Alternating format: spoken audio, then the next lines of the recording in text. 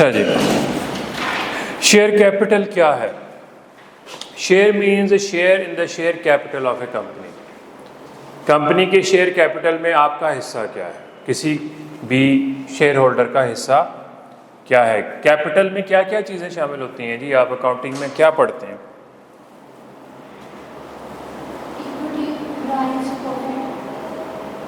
और एसेट्स हैं,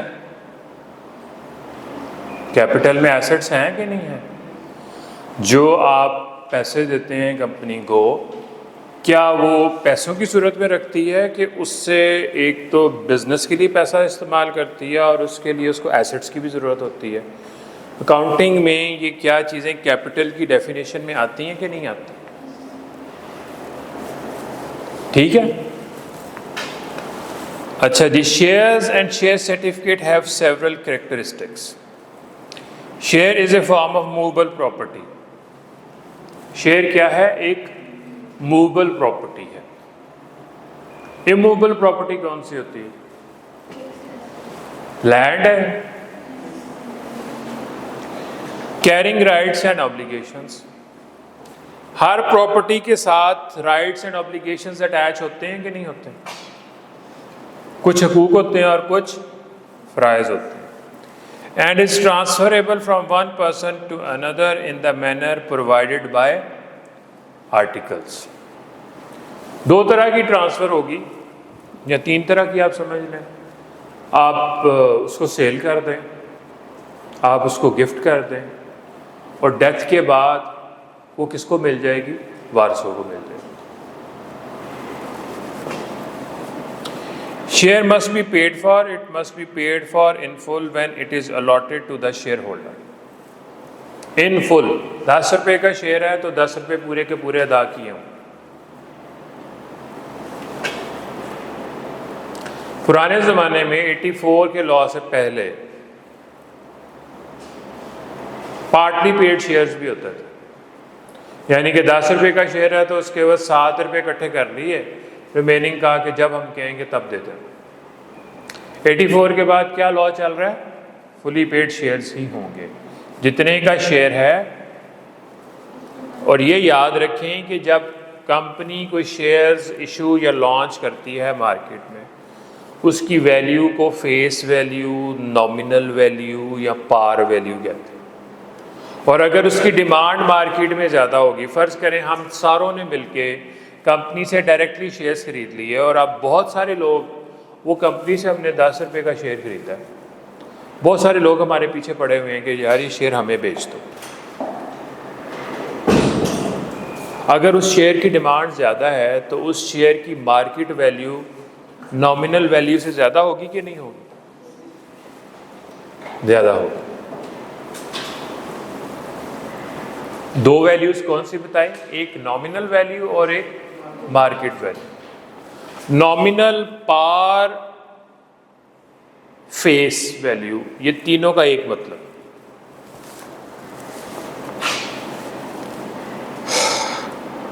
Every share in a company having a share capital shall be distinguished by its distinctive number। ये जो आप currency note हैं हमारे पास होते हैं, उनके ऊपर नंबर लिखा होता है कि नहीं होता? हर शेयर का एक डिस्टिंक्टिव नंबर होगा।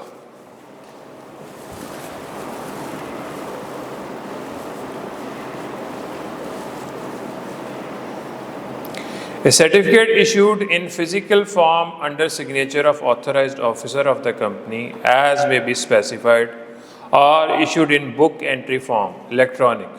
book entry form का क्या मतलब है? electronic, shall be the main evidence of the title of the person to such shares। अगर आपके पास शेयर सर्टिफिकेट है या बुक एंट्री फॉर्म में एक इलेक्ट्रॉनिक सर्टिफिकेट है, तो वो आपकी मलकियत की एविडेंस है, टाइटल। जिस तरह घर की मलकियत की एविडेंस क्या होती है? रजिस्ट्री। गाड़ी के कागजात होते हैं, वो उसकी मलकियत की एविडेंस है।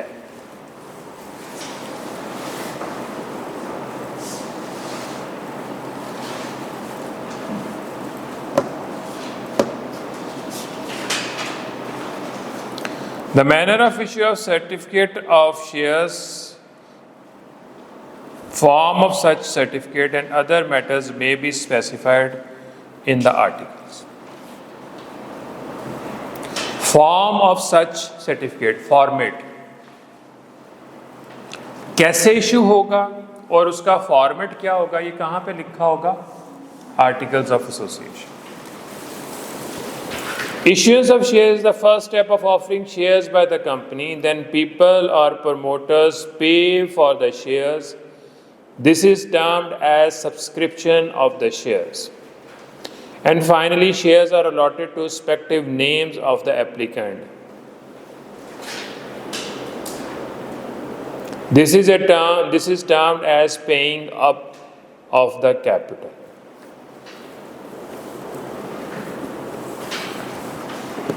कल इस चीज़ को मज़ीद एलेबोरेट करूँगा, इसको भी आपने याद नहीं करना. ऑथराइज्ड कैपिटल क्या होता है? पेड अप को भी हम नहीं पढ़. Nominal capital means which such a capital as is authorized by the memorandum of company to be the maximum amount of share capital of the company. Maximum आप कितना कैपिटल इकट्ठा कर सकते? मसलन जब हमने कंपनी को रजिस्टर करवाया तो उस वक्त हमने कहा जी कंपनी का मैक्सिमम शेयर कैपिटल 5 करोड़ होगा, तो इसको हम क्या कहेंगे? Authorised share capital.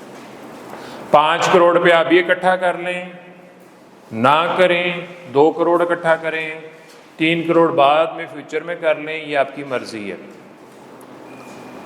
मैंने आप लोगों को वो फॉर्म्स जो थे उनकी तस्वीरें दिखाई थी. मैं कल फिर किताब लेके आऊँगा या परसों. ऑथराइज कैपिटल बड़े आराम से बढ़ सकता है.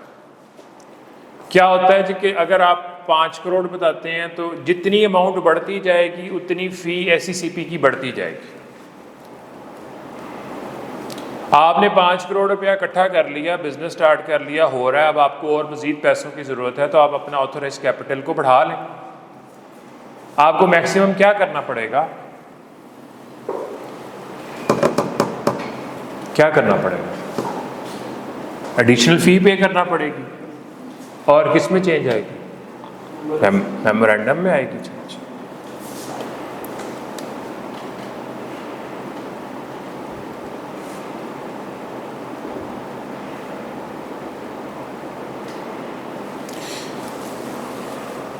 फुली पेड शेयर्स की बात ज़रा देख लें पहले ही. नीचे क्या है? A company having the share capital shall issue only fully paid share. Many years ago it was allowed to issue partly paid shares, but now companies can only issue fully paid shares. Example 1 देखिए.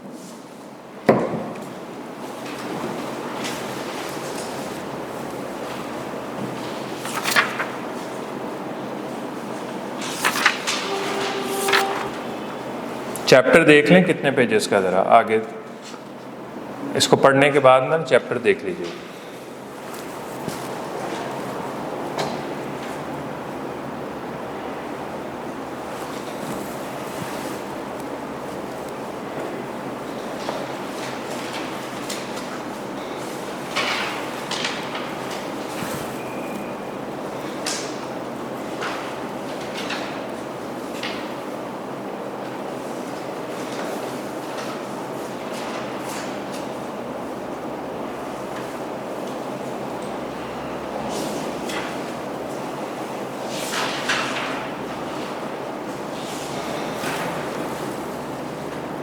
बहुत बड़ा chapter है ना.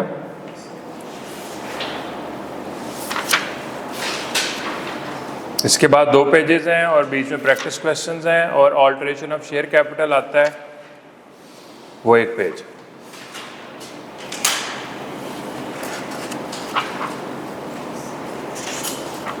इसमें क्या बात की है जी उसने एग्जाम्पल 1 में? कोई पार्टली पेड शेयर्स की बात की है? कुछ भी नहीं ना की. दोनों में फुली पेड की बात की. नॉमिनल वैल्यू देख लें जी क्या होती है.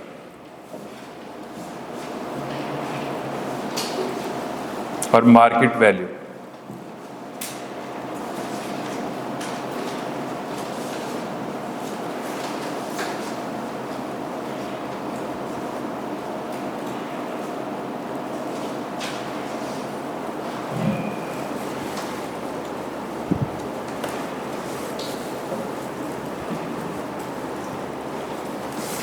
हाँ जी, इसमें नॉमिनल वैल्यू और मार्केट वैल्यू में कुछ समझने की ज़रूरत है नहीं।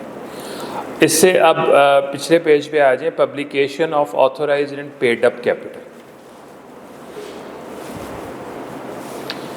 When any notice, advertisement or other official publication of the company contains a statement of amount of authorized capital of the company। अच्छा, ये याद रखें, अगर मैं बताता हूँ कि हमारा कंपनी का ऑथोराइज कैपिटल जो है वो 20 करोड़, क्या ऑथोराइज कैपिटल बता देने से आपको मैंने ये कम्युनिकेट कर दिया है कि हमारे पास असल अमाउंट कितनी है? नहीं। वो कैसे पता चलेगा? पेड अप कैपिटल से, कि एक्चुअल में हमारे पास अमाउंट कितनी है। हम किसी भी पब्लिकेशन में या ऑफिशियल एडवर्टाइजमेंट में बहुत बड़ा सा करके लिख देते हैं जी हमारा ऑथोराइज कैपिटल इतना है। ये याद रखें कि ये जो कैपिटल होता है ये एक गारंटी है। किसके लिए? मेंबर्स के लिए भी और क्रेडिटर्स के लिए भी। किस चीज़ की गारंटी है भाई? आप लोगों ने इन्वेस्ट किया, अगर कंपनी का कैपिटल मेंटेन रहेगा तो तभी आपके पैसे आपको वापस मिलेंगे ना, या उसके ऊपर कोई प्रॉफिट मिलेगा।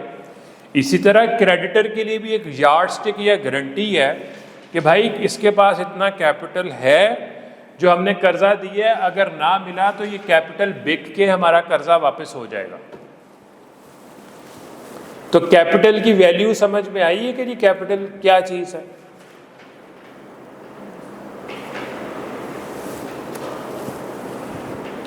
Where a notice, advertisement or other official publication of company contains a statement of an amount of authorized capital of the company, such notice, advertisement and other official publication shall also contain a statement in equally prominent position and equally conspicuous characters of the amount of paid up capital।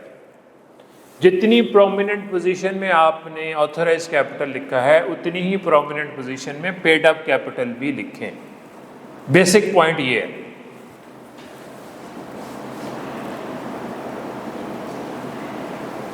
ये वही वाली बात है कि हमारी housing society में 5000 plots हैं।